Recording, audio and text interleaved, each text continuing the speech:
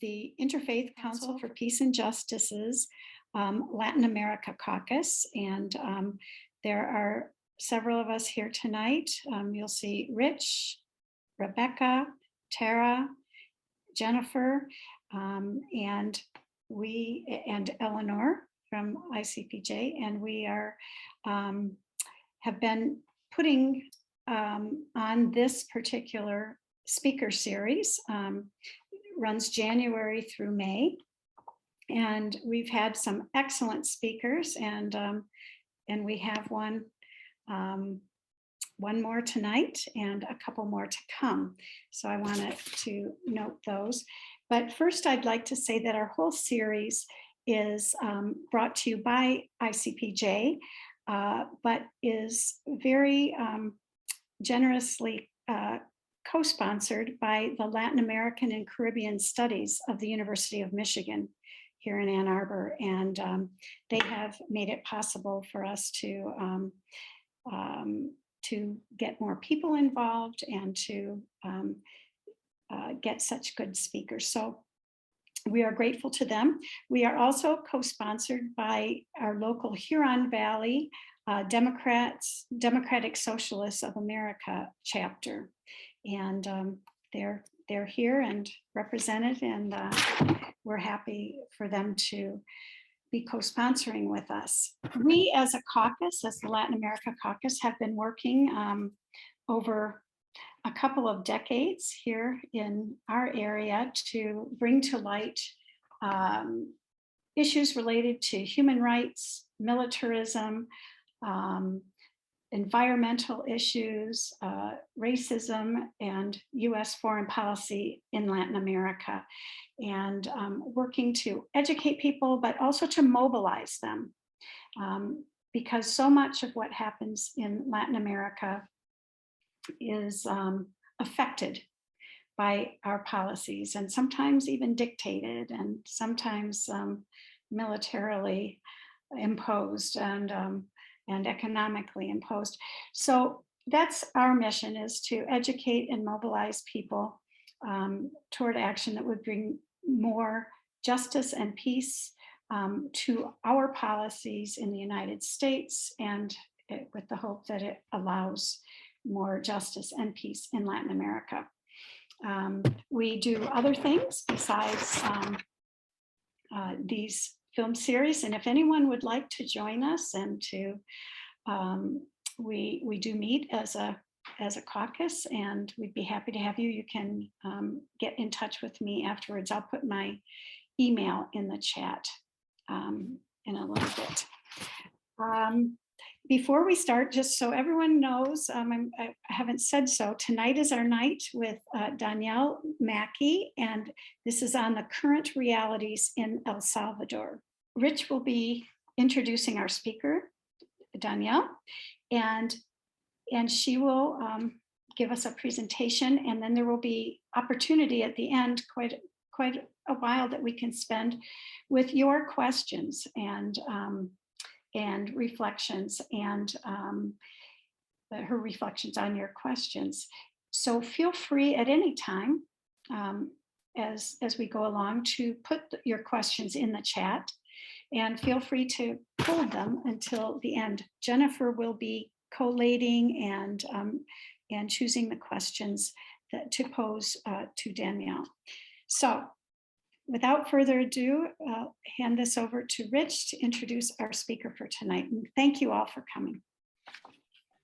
Thank you, Marianne, and thanks everyone for being here. We're really fortunate to have Danielle Mackey speaking to us tonight on current realities in El Salvador. Danielle is a journalist and fact checker with the New Yorker magazine, and she lived mostly in El Salvador for an extended period of time from 2008 to 2021, doing investigative journalism work on a freelance basis, focusing on some weighty topics such as narco-violence, corruption, policing, gangs in Honduras as well as El Salvador. And her current project is on non-carceral responses to violence in Central America and Mexico in particular. Danielle has a a master's degree in global journalism and Latin American studies from New York University. And she worked as an adjunct professor of journalism at the City University of New York, and also on the research team at The Intercept. I see that Judy Kohlberg is also here with us this evening. Judy and I met Danielle many years ago, I think around 2008, in El Salvador, when we had brought a group of students to El Salvador to learn firsthand about issues related to poverty, human rights, and health, which was the theme of a course that Judy and I co-taught. And it was an eye-opening experience for all. And Danielle was the delegation coordinator with the El Salvador Share Foundation, which has now branched out to also to work in Honduras. We were just tremendously impressed with Danielle as an unusually thoughtful, insightful, fearless person who is full of hope in dark times and places. So there's really no better guide to the current realities in El Salvador than Danielle Mackey, and we're delighted to have you with us tonight, Danielle. Thank you. Rich, that was so sweet. Thank you so much. I really appreciate the introduction, and what a pleasure to be here with you all. I am going to focus my talk on the president of El Salvador, Nayib Bukele, and through the lens of him, address some of what El Salvador is facing. And I'd like to introduce you, particularly towards the end, to a few faces and voices of people who are resisting a lot of what is happening under Bukele's reign. What I'll do, if it's okay, is lay out a timeline of some of the most significant events that have happened under Bukele. And after that, talk a bit about some topics in more depth. And then I would love to welcome, in addition to your questions, your reflections. Those of you in the audience, I'm really interested in hearing about your experiences and what you think. And I'm going to say a bunch of stuff right now, so it'll be your turn to talk after that. But I would say that in general, what defines Bukele is that his political project is himself, and anything can be sacrificed in the service of that, like democracy, for instance, which he has gravely wounded in the last 2 years, after more than 70,000 people died in a brutal civil war to have that democracy. And it was painstakingly built over the last 3 decades. So the simplest way that I can put it is that what Bukele is attacking is something precious. As I advance through this timeline, I will drop some links in the chat box as citations for if you'd like to read more about what I'm discussing. Bukele's political career began as mayor of Nuevo Cuscatlan in 2012, and then as mayor of San Salvador in 2015. And he rose to fame on a wave of international curiosity. He received fawning coverage by the US press as an English-speaking millennial who broke with the old left versus right discourses. He appeared nearly historyless and tech savvy, but it was already becoming clear who Bukele is. And a few examples are, there was discomfort with his nepotism as mayor. He was connected to a trolling operation against one of the main newspapers in the country that was in response to coverage that he didn't like. And he had made repeated violent threats toward a woman municipal leader.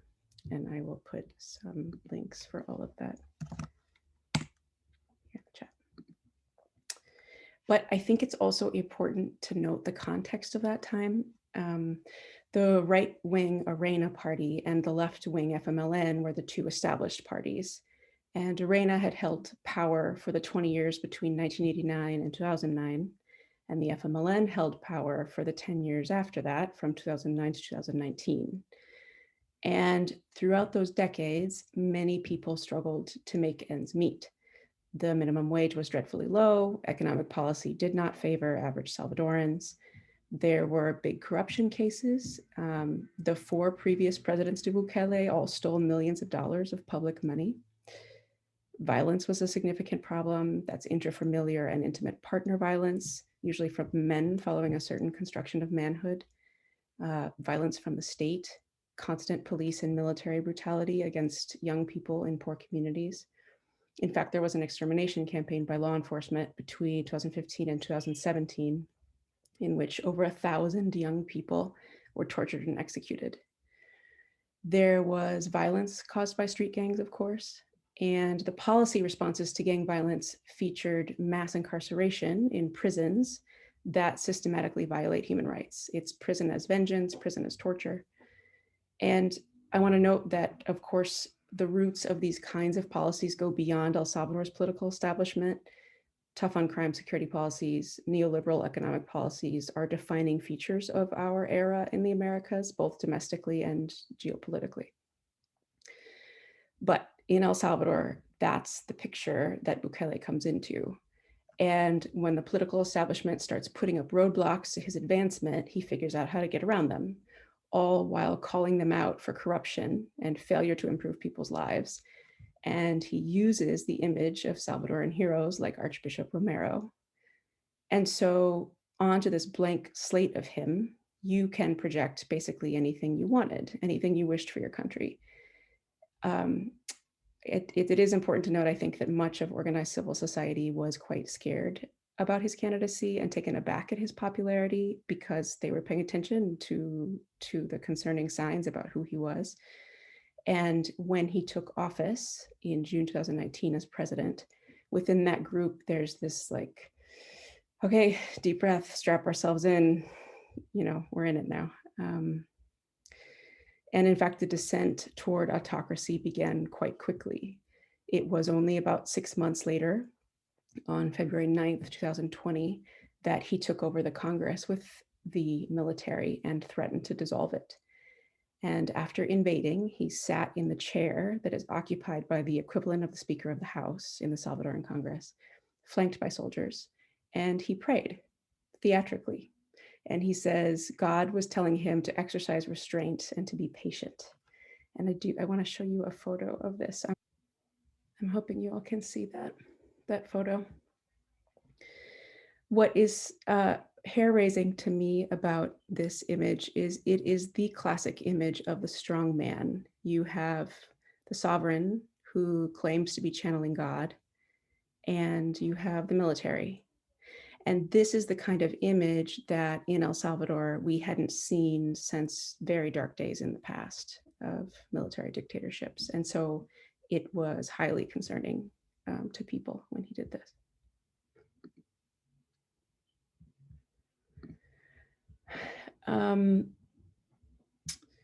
The reason that he invaded Congress was to force a vote on accepting an international loan to be used for police and military equipment that he alleged was a key part of fulfilling his security plan. And his security plan is called Plan Control Territorial, the territorial control plan. And other parties in Congress had said they would not vote on this loan because they didn't have enough transparency about where he'd be spending the money. And he refused to give that transparency. And so they refused to vote, which is why he invaded the Congress and threatened to dissolve it with the military. And so more on the significance of those specifics in a bit. I want to show you another photo. And you remember that it was only 4 months later, in June of 2020, when in Washington, Trump deploys the National Guard to tear gas people so he can do a photo op in front of a church with a Bible. And then he gives a speech decrying democratic protest as domestic terrorism and calling himself the law and order president. And I just, in case anybody's forgotten that image. It was striking to me to see these two photo ops surrounded by violence, implicit and real, in the name of God, in the name of the strong man. so close together. And so I just wanted to share that. Also, the US ambassador under Trump, who is named Ronald Johnson, is no longer US ambassador, was quite close to Bukele and quite approving of him. And what that meant is that early in Bukele's presidency, he had support from the country that historically most pressures, most intervenes in, and most influences El Salvador via the Trump administration. In March of 2020, that's the arrival of the pandemic to El Salvador, and that became brilliant cover for trotting out authoritarian modes of operating. Bukele imposes some of the most stringent lockdown regulations in the hemisphere. Many people begin to starve. There are white flags that are staked along the highways at entrances to communities, showing that people were starving there. The military and the police were roaming the streets, and they were empowered to arrest anybody outside in violation of curfew, thrown into containment centers where they were held for undetermined amounts of weeks. And when the Salvadoran Supreme Court ruled that the administration's lockdown policies were violating the Constitution, Bukele ignored the court and accused it of trying to kill Salvadorans, which was an early and clear erosion of the separation of powers. Then it was in September of 2020 that El Faro, which is an independent digital outlet in El Salvador, published an investigation that the Bukele administration had been negotiating with the leadership of the street gangs. Basically, the negotiation was that the gangs would promise to vote for Nuevas Ideas, Bukele's political party, in upcoming legislative elections, and they would help enforce COVID restrictions, and they would keep homicide rates low in exchange for money, in exchange for benefits for gang leadership, like the visits from sex workers into the prison and cell phones into the prison. And I'll drop a link in. In December of that year, 2020, the Bukele administration classified all public money spent in the context of the pandemic as state secrets. These are millionaire contracts, and that becomes important later. In March of the following year, 2021, Nuevas Ideas, Bukele's party, indeed wins big in legislative elections, and it takes over the Congress with a supermajority. So Bukele now held total control over the executive and the Congress. And with that power, Bukele and his party immediately fire the Attorney General, Raul Melara, and all of the justices on the Constitutional Court. And the new Attorney General, whose name is Rodolfo Delgado, before long, makes announcements that they will cancel the plans to create an independent anti-corruption investigatory commission in El Salvador that was modeled somewhat on the CICIG in Guatemala and La MASIC in Honduras. And the new Attorney General begins criminal investigations of Bukele's political opposition. He leaves behind the investigations that were in motion by the previous Attorney General, which included the probe into the negotiations between the Bukele administration and the gangs, and acts of corruption by members of Bukele's cabinet. Something else that happens is that 30% of the judges in the country were dismissed in a bizarre argument that they were older than 60 and thus too old, and they were replaced by judges that the ruling party presumably likes. In May of 2021, we see a marked deterioration of the US relationship with Bukele, at least publicly we see this happen. One would imagine it was happening before that, but the Biden administration, of course, has taken power by that time. And that month, May of 2021, the news breaks that the US State Department has named multiple officials in the Bukele administration to a list of corrupt and undemocratic actors. And that full list was then later released in July. It includes Bukele's head of cabinet, Carolina Recinos. It includes the Minister of Labor. It includes Bukele's legal advisor, and it includes Osiris Luna, who is the Vice Minister of Security and the head of prisons. In late May, USAID pulls its funding from the police and the Public Institute for Access to Information, both of which had been transformed basically into Bukele lapdogs, and USAID redirects that money into civil society organizations that work with youth, women, LGBT folks, transparency initiatives. And Bukele responds to these events by praising China for promising the country millions of dollars of aid without conditions. And on Twitter, he wrote of the civil society organizations that were receiving the money, quote, "It's good they receive foreign funding because they will not receive a cent from the Salvadoran people." And he claims that the organizations that the US is funding are specifically anti-him. And this, I think, is a good example of Bukele's savvy but cynical use of geopolitics, because the US fomenting discord against a government it does not like by funding non-governmental organizations and civil society movements is, of course, something it has done in the past. So it's an argument made on fertile soil, but in bad faith, because Bukele is not decrying US intervention. He's trying to create an alternative version of the story. While he cripples democracy and lords over corruption schemes, he wants to argue that we're just looking at it the wrong way. So back to the timeline, in August of 2021, El Fardo, the news organization, gets access to the evidence that the fired Attorney General's office had of the negotiations between the three main gangs in El Salvador and Bukele's people, and I'll put that in the chat.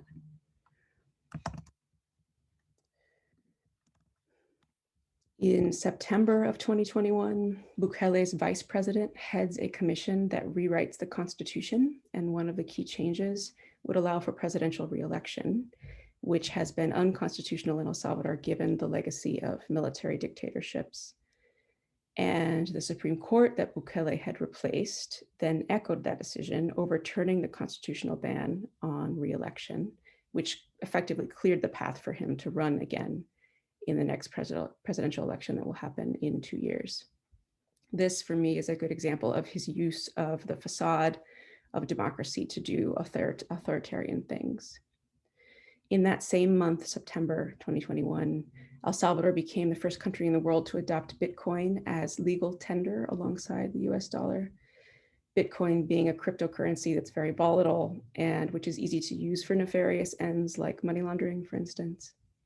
Also that month, El Fardo breaks the news that the same Vice Minister of Security who was implicated in the gang negotiations, Osiris Luna, and his mother stole and sold $1.6 million worth of food that was meant to be given to the poorest Salvadorans to weather the pandemic. El Fardo broke that story using evidence from the fired Attorney General and his prosecutors, and I'll put a link to that in the chat.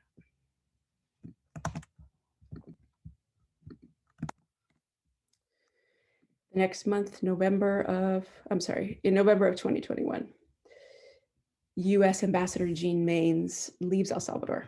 She says there's no reason for her to be there. There is no willingness on the part of the Bukele administration to work together.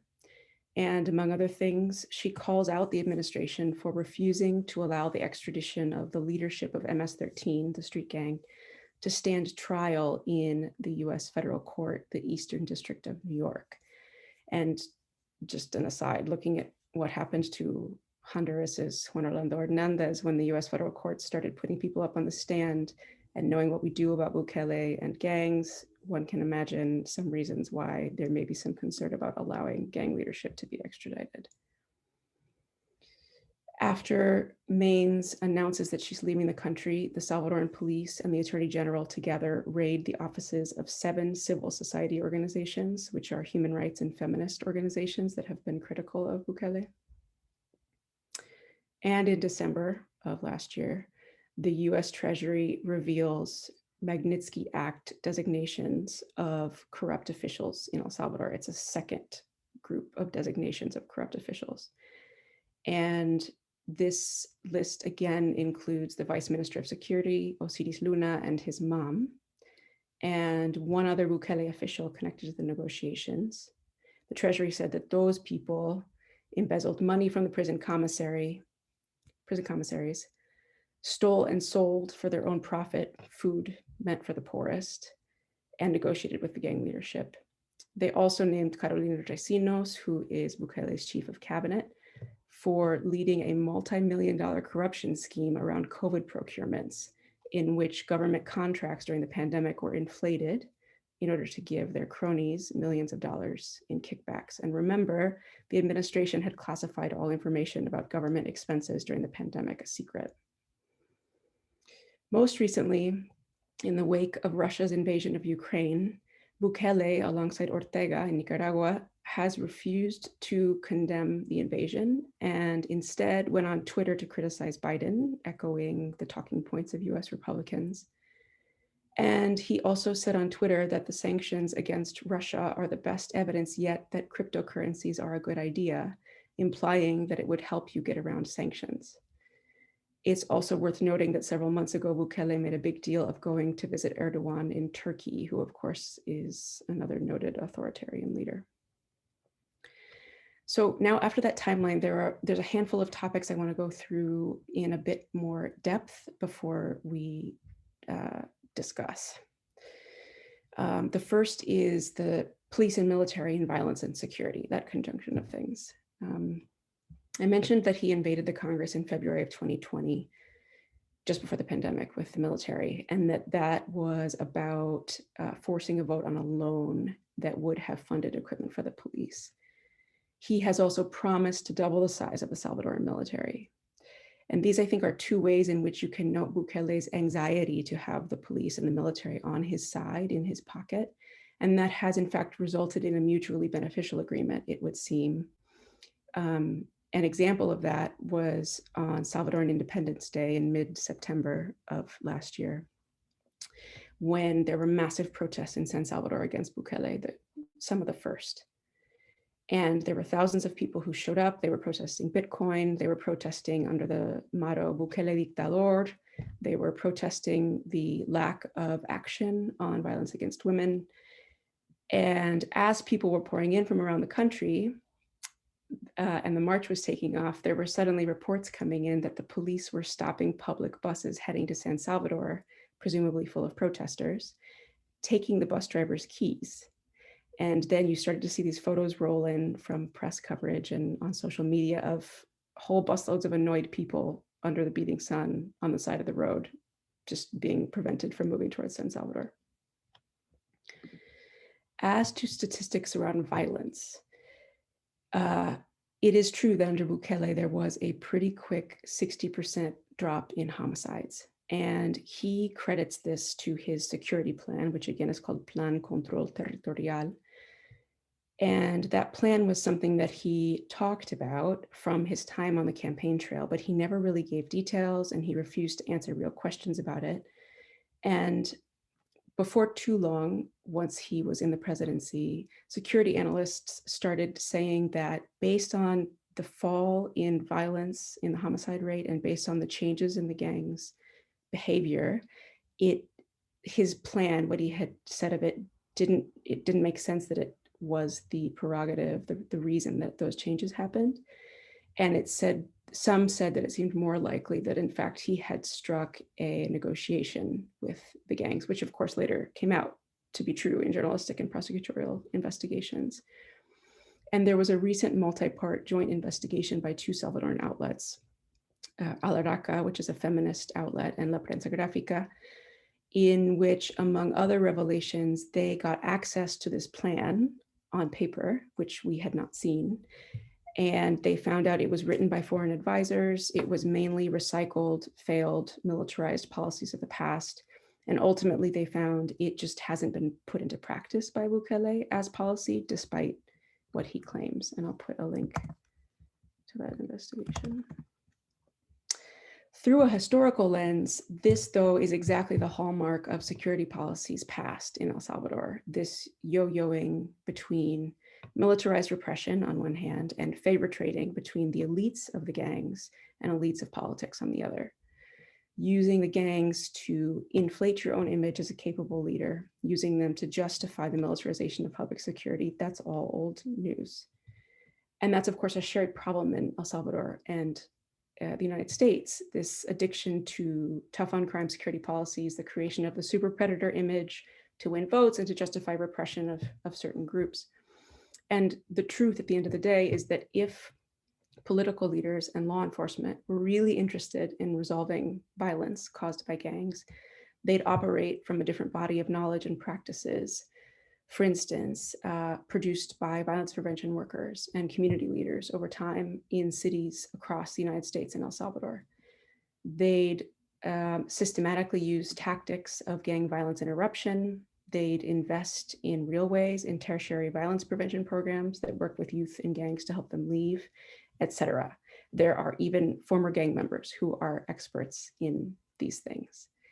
And even US federal agencies in El Salvador have tepidly moved towards supporting this type of work in recent years. But the fact of the matter remains that if the end goal were actually to make the world safer for people and to reduce violence, they would be acting differently than they act. There is something new about Bukele in terms of security in my mind, and that's that violence has become politicized in a new way under him, in that acknowledging its existence is seen as anti-Bukele and claiming an absence of violence is pro-Bukele. There's been a series of discoveries of clandestine mass graves in El Salvador that contain dozens of bodies, people who have been disappeared, possibly victims of this new way that gangs are operating as part of their negotiations with Bukele's administration, hiding murder victims to keep the official body count low.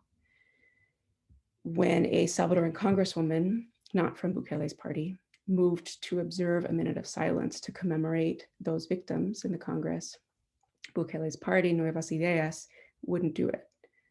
The coroner's office has also been blocked from publicly sharing the information collected about the people found buried in these mass graves. And here are links about that. The political calculus around these graves obviously obscures the most important thing here, which is that all of those disappeared people have families who are looking for them. And when in May of 2021, for instance, a clandestine grave was found in the backyard of a former cop, containing somewhere between 12 and 40 bodies, mostly of women, to thousands of families across the country, the discovery of that grave meant possible closure, possibly finding their missing loved one. So people began traveling from all over the country and showing up at the site of this grave, and they did so for weeks with hope.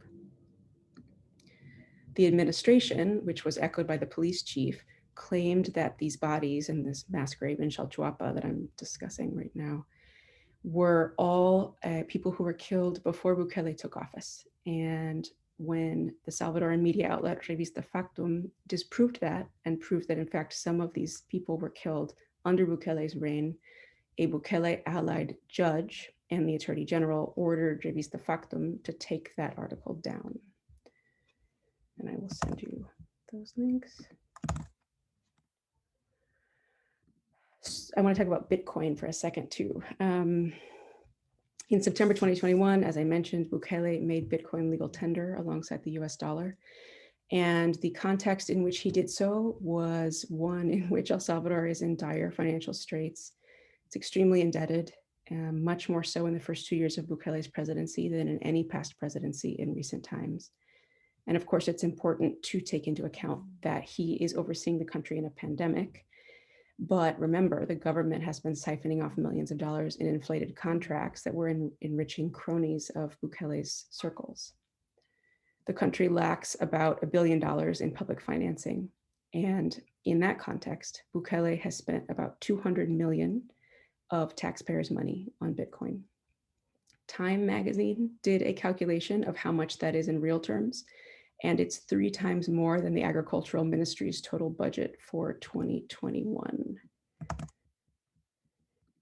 At the same time, Bukele releases very little information publicly about the Bitcoin he's bought, his plans for it.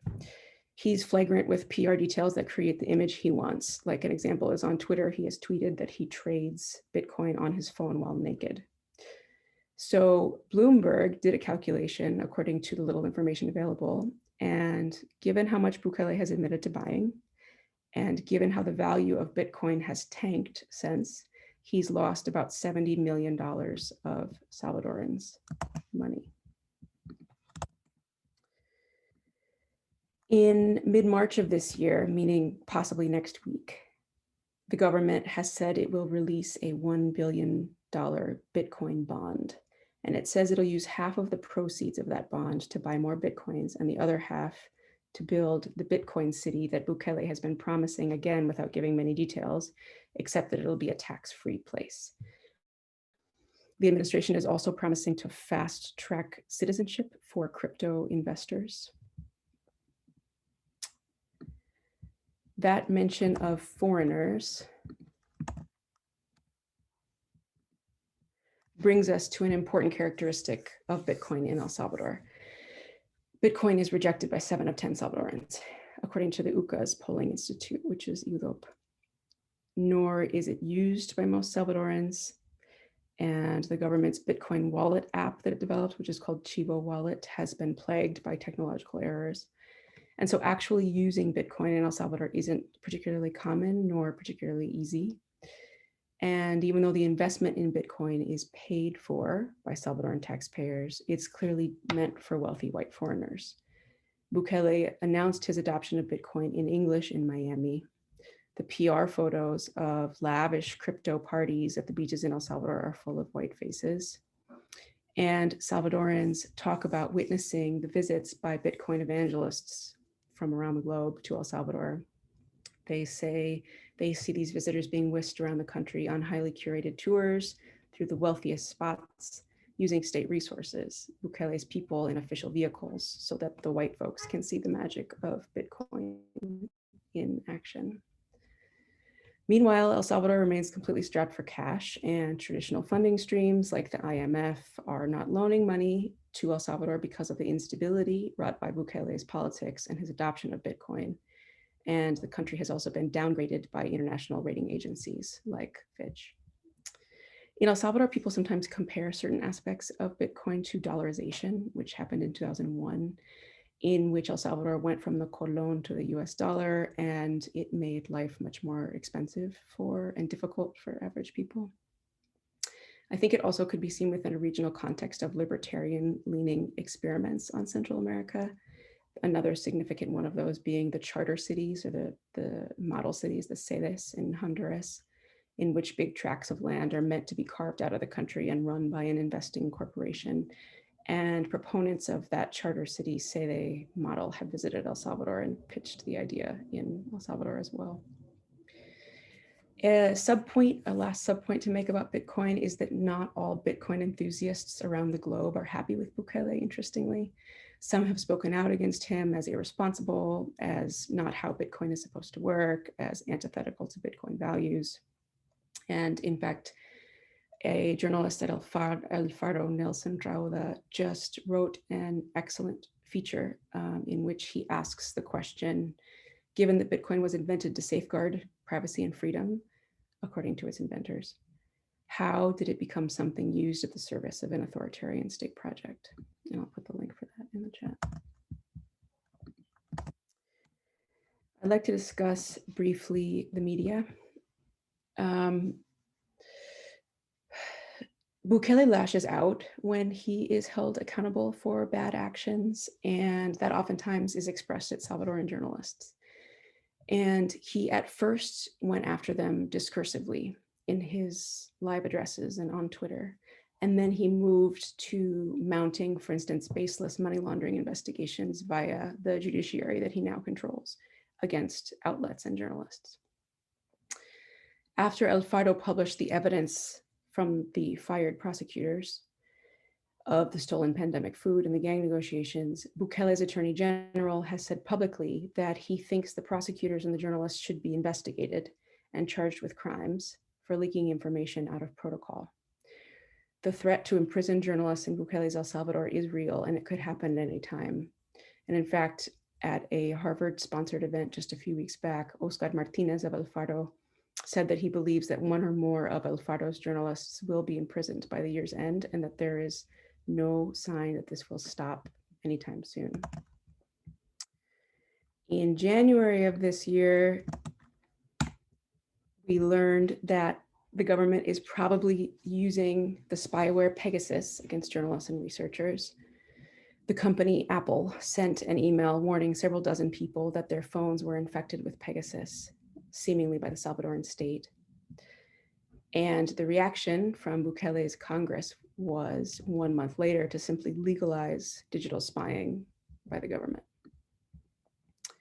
And while going on the defensive, the Bukele administration has also gone on the offensive by creating state-sponsored media outlets that pretend to be news, but are just PR megaphones. And there was a great recent collaborative investigation between several outlets that examined one of those PR administration outlets, which is called Diario El Salvador.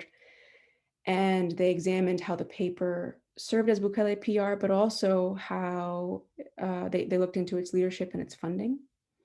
And the funding comes mostly from loans from government-run companies in the energy and publicity sectors. Like in one instance, it was funded by a $2 million loan that the state-owned geothermal energy company, La Heo, made to a well drilling company that's also state-owned. The press secretary for Bukele is the director of the paper, functionally, the investigation found. And someone on its board of directors was a past executive in a Bukele brothers publicity company. And I'll put a link to that investigation here.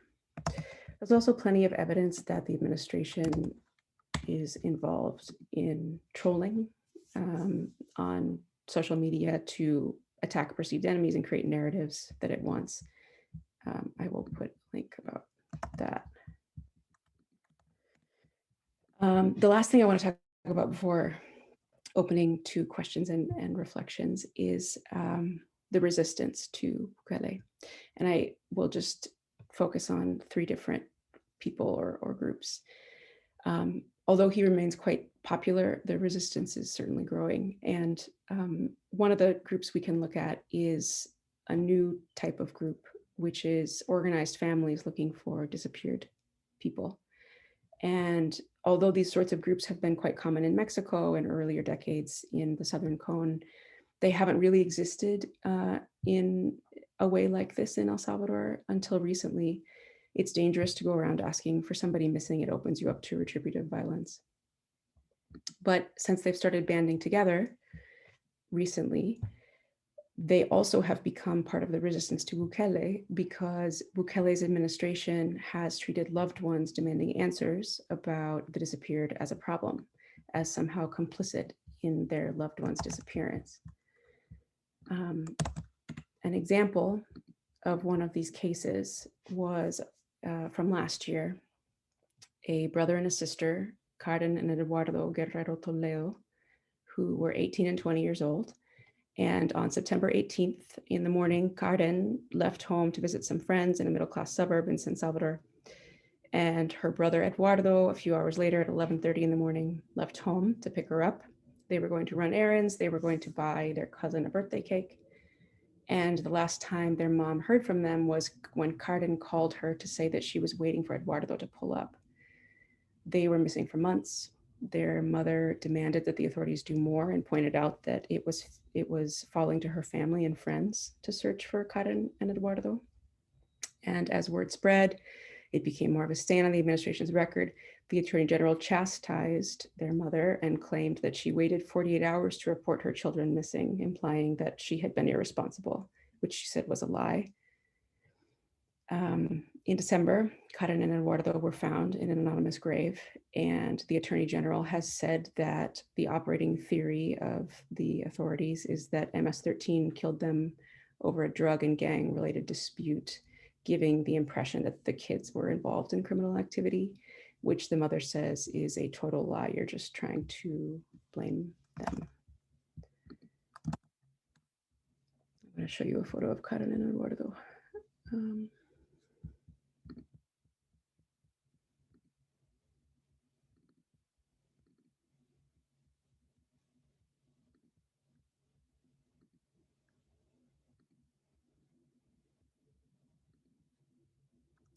This is their faces being held by friends at a protest about demanding answers for people who were disappeared.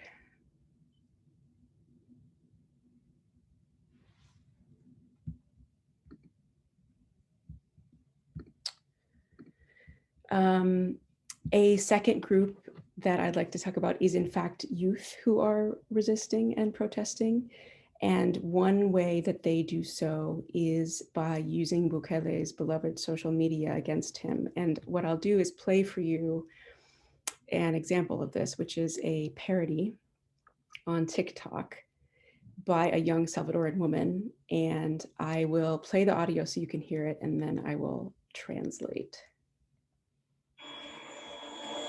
Hola, usted está llamando al Centro de Atención del Plan Descontrol Territorial. Mi nombre es Sara Monroe. ¿En qué puedo ayudarle? Se perdió su hija, dice. ¿Cómo iba vestida su hija? ¿La falda era corta o larga? Sí, señora, tengo que hacer todo este tipo de preguntas. Si la falda era corta, era larga, si iba maquillada, si los amigos de su hija toman cerveza.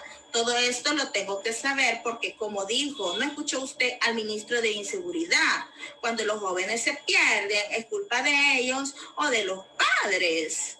¿Y su hija votó por el presi o no votó por el presi?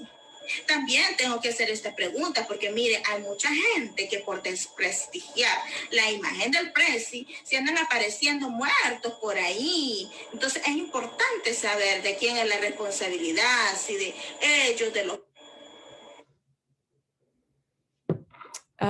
So what she said is in kind of a classic bureaucrat voice, "Hi, you've dialed the Center for Assistance for the Plan Descontrol Territorial," which is a play on the name of Bukele's security policy, the territorial chaos plan, essentially. "How can I help you? Oh, you've lost your daughter, you say. How was she dressed? Was her skirt long or was it short? Yes, senora, I have to ask these questions because if her skirt was short, if she was wearing makeup, if her friends drink beer, I have to know all of this because didn't you hear the Minister of Insecurity? When kids disappear, it's either their fault or their parents' fault. And did your daughter vote for the president or not? Yes, I have to ask these questions because there are many people who disparage the image of the president who are showing up dead. So it's important to know whose responsibility this is." I find her parody and creative inventions like this by youth who are the target of violence at the hands of many different groups, including the state,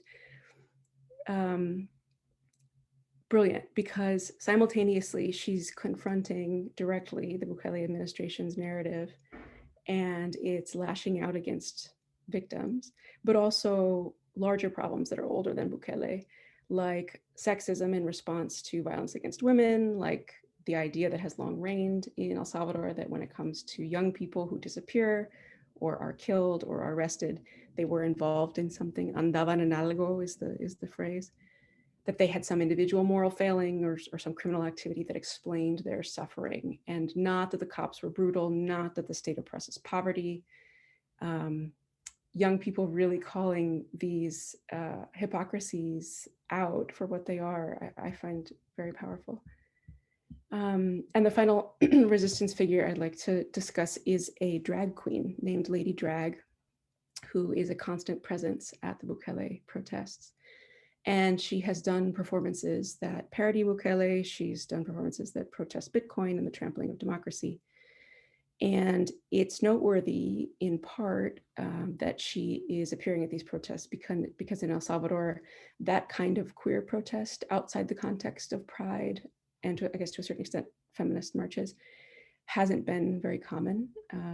And this is yet another sign of what a wide base of protest is materializing against Bukele. The title of an interview that Lady Drag gave recently to Revista Factum says a lot, and it's called "This Country Has Beaten Me Down So Hard That I Have Nothing Left to Look After." And in that interview, she explained that she voted for Bukele because she felt betrayed by other political parties, but now feels defrauded by Bukele. And she grew up in a neighborhood with significant violence, and her family all fled abroad because of gang threats, she said. And what saved her were community art programs. And so now she's in the streets trying to take back her country. I can show you a photo of her, and I've got also a link.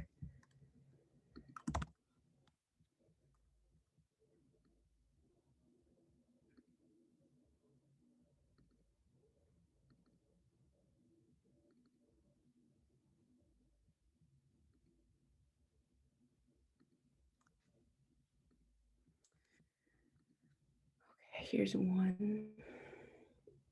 You see the Salvador del Mundo monument there in the back. Those of you who've been to El Salvador recognize that.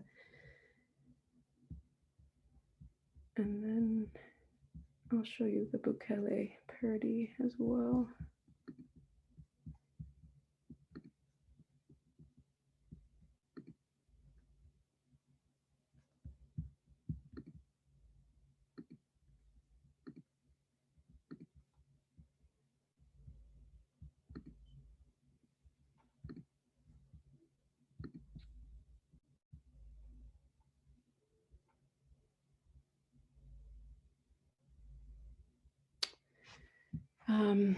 Anyway, so that is it.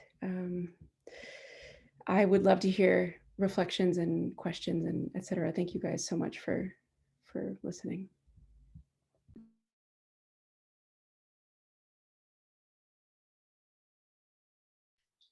Thank you very, very much, Danielle, for a very thorough and very thoughtful rendering of what this last while has been like in El Salvador for the people, and what the resistance has been like.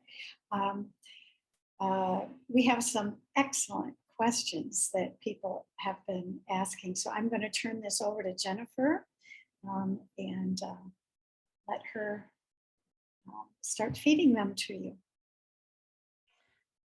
Thank you. Yes, there are a few questions out here, and I've been trying to order them if I could on my own sheet, but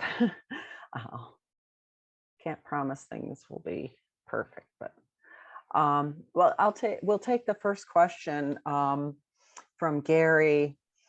What has been the position of the Archbishop of San Salvador regarding Bukele and the disappearances, the organized gang violence, or any other public welfare issues? You know what? Unfortunately, I have no idea what position the official church has taken in recent times. It's a lot to keep up with. And then following that, what is there anything, what about the question of the existing ban on metallic mining and privatization of water? Yeah, that was a remarkable historic event that set El Salvador apart, becoming the first country in the world to make metallic mining illegal, and for excellent environmentally motivated reasons. And, you know, a fight largely won by organized civil society over years and years of really hard work, just really admirable. The ban is still in place. We haven't heard much about changes on that front, or even, one of the most, as we saw in the US under Trump, one of the most, one of the tragedies of an administration that loves chaos is that so many important things go under the radar. So much can happen and go uninvestigated, or, so while I hope that there is nothing going on that would violate the metallic mining law, I'm not aware of anything that is going on. Great. From Rich, a big thank you. And you mentioned that Bukele's political project is himself, and showed the image of him channeling God. Nice point, the literal meaning of the word charisma. It is in his takeover of Congress. Does he fit the definition of a populist? And if so, why is this phenomenon taking root in El Salvador and so many other places around the world lately? Just a tiny question, Rich.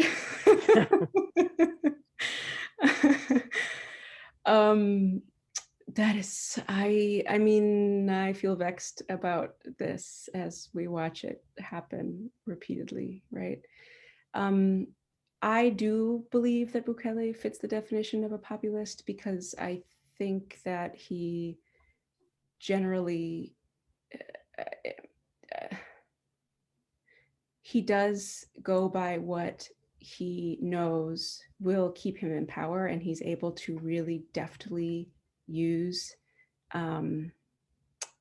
Twitter and one-liners that are sassy and cynical, and to erase all of the nuance and all of the very real reasons to be concerned about what he's doing every step of the way, in a way that a lot of people have found either fresh or true. Like, at least this guy's talking directly to us, and there's a different question, there's a different question there about where his popularity comes from, and we can talk about that separately. But I mean, Rich, I would love to hear your thoughts on this too, why this is happening, and it's certainly concerning, and I don't know, but certainly we are seeing that the practice of democracy on a day-to-day level is something that most of us are not acquainted with. We don't really know what this thing called democracy that we so treasure looks like on a daily basis, many of us, and what it doesn't look like.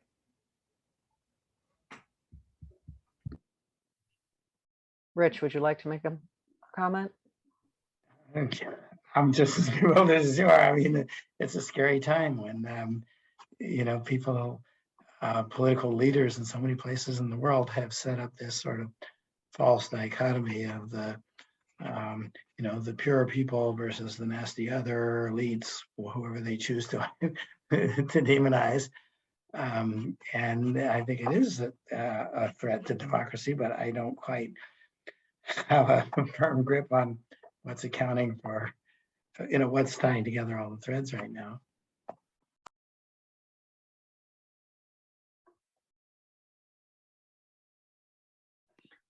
Thanks, Rich.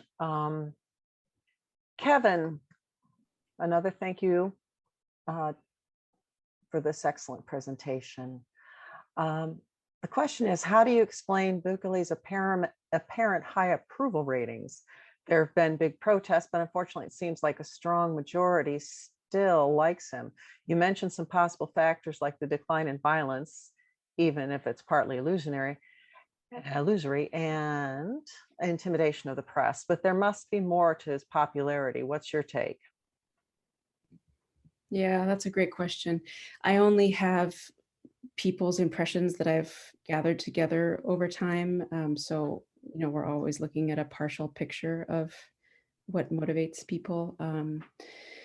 And so I would say that after the elections in which he was made president, some people said that they weren't for Bukele, but they were against the broken promises of the right or the left. Many saw him as different, as something that we just needed to try because,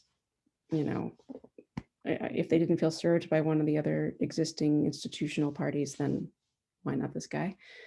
Another point of analysis that is from my friend Evelyn Martinez, who's a decolonial feminist, economist, and philosopher at the UCA in San Salvador, the Jesuit University in San Salvador, is she has said to me that, in fact, it's racist to blame the masses for being duped by Bukele, because since the conquest, whiteness and white superiority have been imposed, and often violently, as modernity, as progress, as what makes a good citizen. And Bukele definitely represents that modern day white man, technologically entrepreneurial, that figure. Recently, I've spoken to people who are like middle-class business owners, and they have more or less what I've heard is, super concerning what he's doing. I do not like that he's attacking the press. I do not like that he is taking over the judiciary, that there's no checks on his power. But it's not my problem still. I haven't been attacked directly. I'm able to continue to operate my business. It seems inappropriate for me to protest. And these are folks who don't come from a history of organized community action. And so perhaps, you know, it might take more for them to come into the streets. So in protests, you see a lot of the same organized civil society as, you know, the powerful organized civil society from over the decades in El Salvador. The youth sector, campesinos, unions, feminists, veterans, and the big masses of like huge cross-sector, you know, majorities of the population out on the streets. We're not seeing that yet by any means.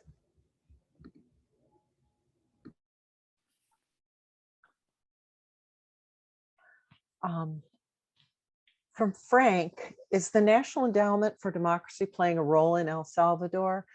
Does the AFL-CIO Solidarity Center play a role in the workers and peasants unions and associations?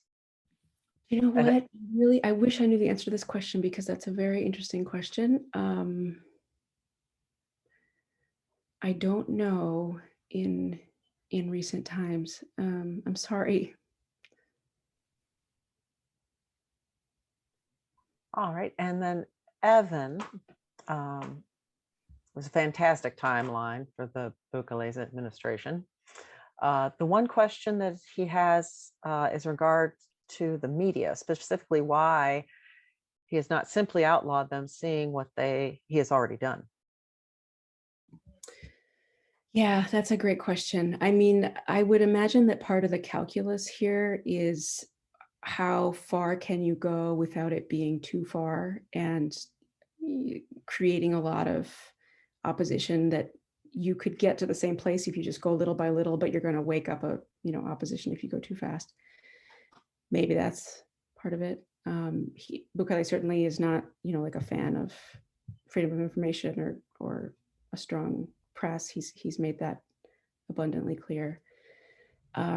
So maybe the strategy right now is just to create competition, you know, by founding state mouthpieces and hope that journalists and journalism are discredited enough by that offensive that it's not even necessary to outlaw them. And, you know, there are voices and forces in El Salvador, like in the US, that are swayed by the argument that journalists are rebel rousers, that they're anti the person that they're revealing, you know, truths about, instead of trying to safeguard, you know, the public through shuffling through to find truth. So perhaps his strategy will work.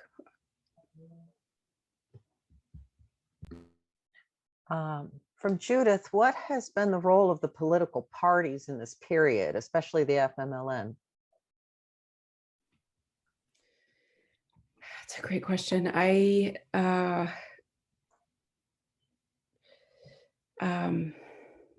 had an interview with somebody in one of the political parties not long after Bukele took the presidency, and I am still struck by the fear I saw in his eyes, and a longtime politician who kind of had seen everything.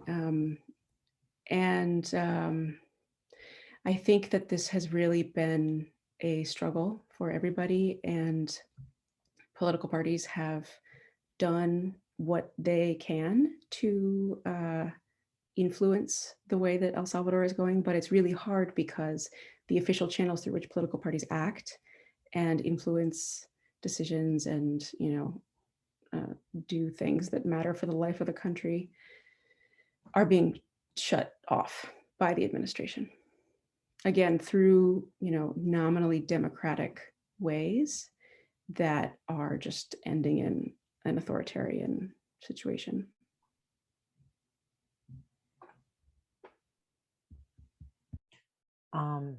You mentioned, from Rich again, you mentioned families of the disappeared as one strand of the resistance.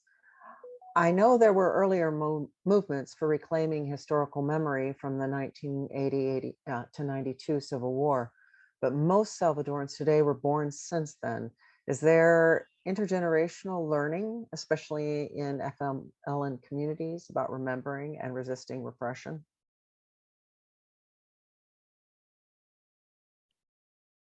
That's a beautiful question. Yeah, I think for sure that intergenerational learning exists and is very strong. And there have been a lot of FMLN communities that have been pro-naive and remain pro-naive, which returns us to the question of why the support, what is, so I think the full weight and capacity of the intergenerational learning isn't being exercised in a way. I mean, it would look different. What we're seeing would look different if the, wisdom and practices of that era were being put into effect. I mean, I think this is a perhaps useless, wider thought, but I think that's, part of the impact of neoliberalism is that it really has individualized, especially young folks, a lot of young folks. And so it's siphoned off of potential energy and organization. And yeah. From Gary, is gang extortion, threats, intimidation in urban or rural areas expanding or reducing? That is a great question. I don't know. I have not seen statistics about whether it's expanding or reducing in this moment, but where we did see very clear changes was in the past several years, particularly on the heels of the first truce between the gangs and the government.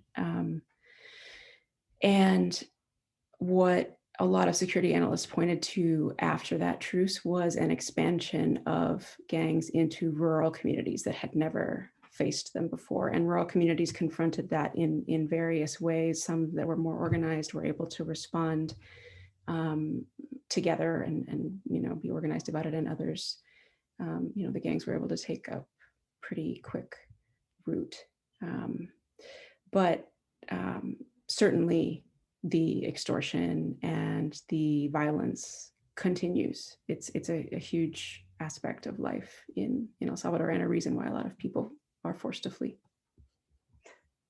As Gary mentions in his talking with asylum seekers in Chicago. And another question of his, it doesn't seem like a viable alternative political project is capturing the attention or imagination of the Salvadoran people. Why do you think that is? Yeah, that's a great point. And a disappointing one, because that's, I think, what we need. I don't know. I don't know if it's because people are, enough are approving of Bukele or think that, just maybe he's a little concerning, but enough can still be done with the country that if people are apathetic, feel overwhelmed, like there's nothing that can be done. Certainly that there are folks who are at the tip of the spear here who are journalists and human rights researchers, and who are kind of a pain in Bukele's side, in Bukele's imagination.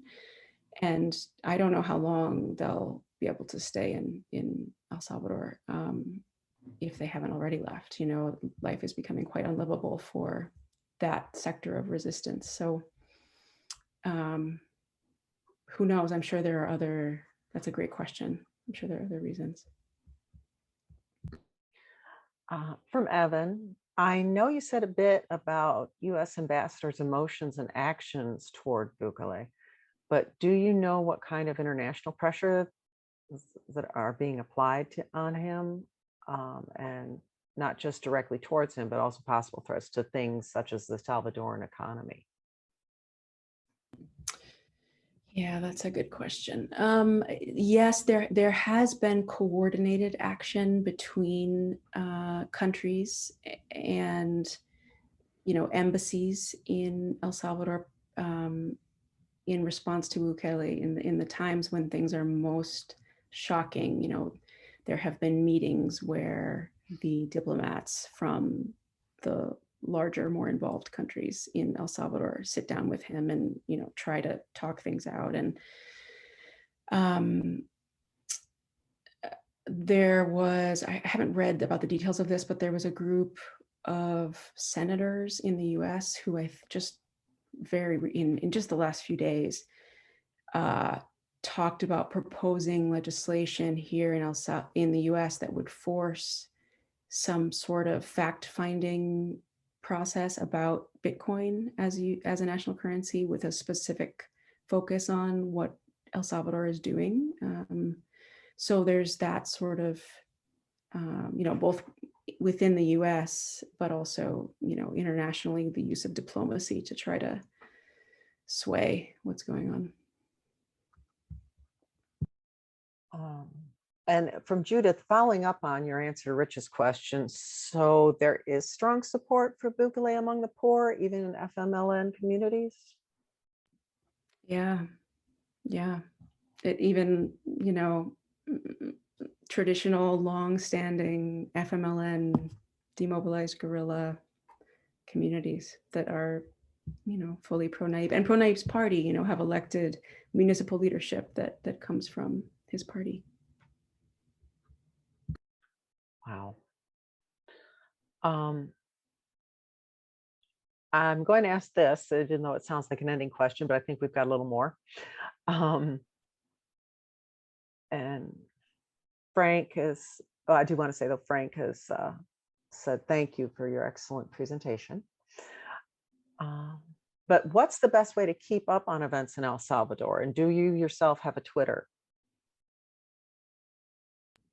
I do not have Twitter. I prefer to stay away from social media as possible. I think, so if you read in Spanish, that opens up a whole world of extraordinary journalism. The journalism coming out of El Salvador by Salvadoran journalists right now is so good, and is created at a high price, a lot of risk to them. And I would recommend any of the outlets that I posted links to there in the chat. El Faro, Revista Factum, Alaraca, La Prensa Gráfica.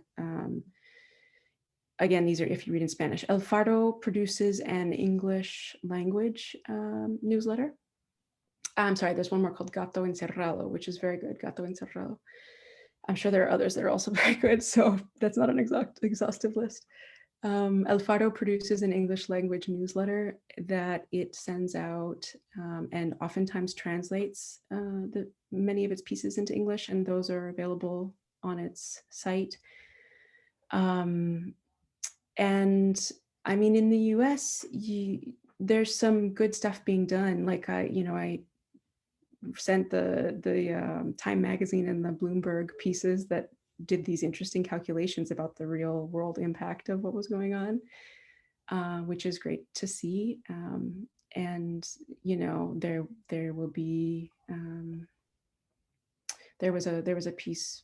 There will be pieces that are great on El Salvador that will appear, kind of across the US press. And I was just thinking of one in the past few months in the New Yorker by Peter Canby, who wrote about the attack on the judiciary by Bukele and the impact that it is having on historical trials for historical injustices from the Civil War. I can put the link in there, actually, in fact. That sounds great. I appreciate that. And then Marianne will give her question.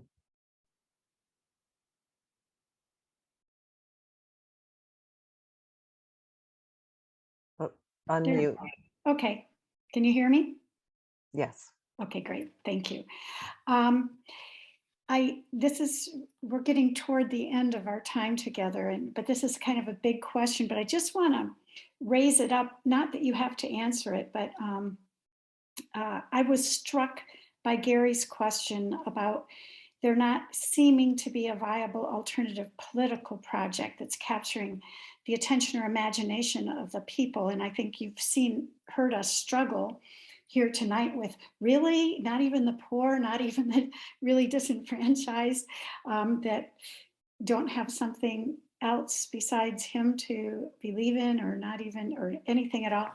And I'm struck by those of us who have been watching for decades, how important the role of the church has been in since the 70s and 80s and onward. And I know that the Catholic Church was instrumental in helping to get the mining law passed, along with all of the people, of course.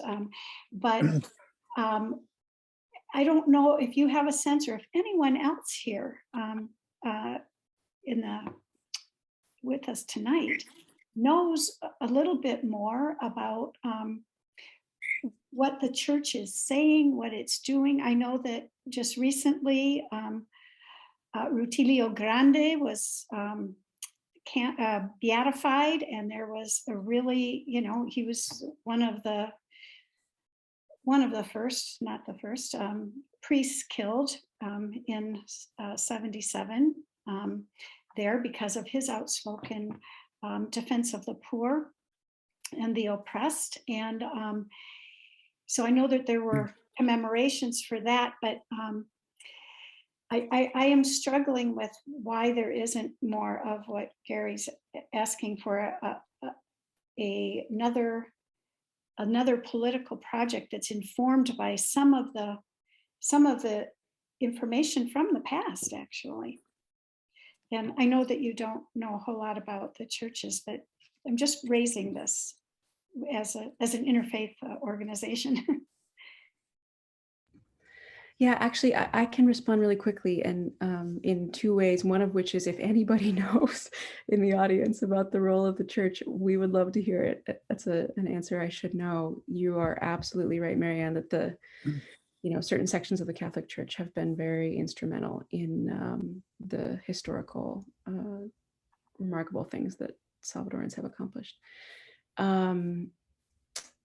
I should have said before, though, in talking about the lack of a viable political project, that I do think there are, on a more micro level, lots of really great things going on. There are, particularly, I think, those who are, or perhaps this is just what I'm more aware of, that people who have felt like we need an alternative or additional left-wing organizing to happen beyond the FMLN. And there have been, for instance, eco-feminist groups that have popped up, and different, feminist discussion groups that are also weighing in and thinking about policy and trying to, if you're going to build yourself from the ground up as an organization that potentially could be a political party, it's, a long process. But there's certainly that awareness on the left that it's a time to be doing new things and imagining new things, which is not to say that the FMLN is, anything at all. The FMLN is viable and alive and still very much here. But I think there's a hungering for, some, more. If anybody would like to talk about the church, go. Just raise your hand.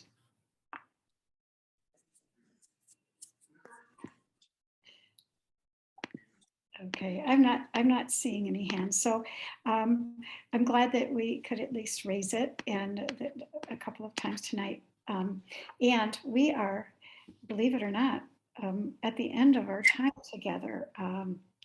And I just want to thank you, Danielle, for all of your wonderful presentation and all of your work that you have done that allowed you to make such a great presentation, but also your fielding really sharp and incisive questions, and really appreciate your responsiveness to that. And a thank you to everyone who's here tonight.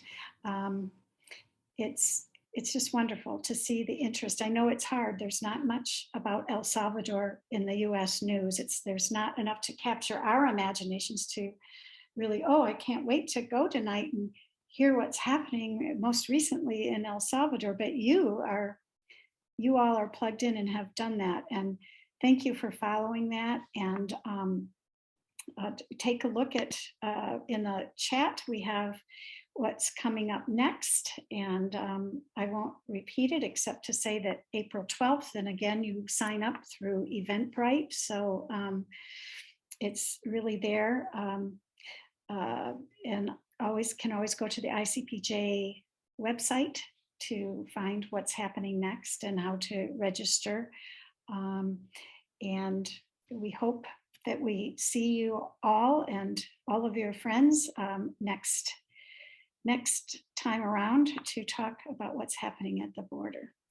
So with that, we bid you all a very good night. And again, our gratitude to you, Danielle. Thank you. Thank you all so much. It was really a pleasure. My gratitude right back. Many thanks. Good night, all. Take care. Thanks, Good Danielle. night. Thank you.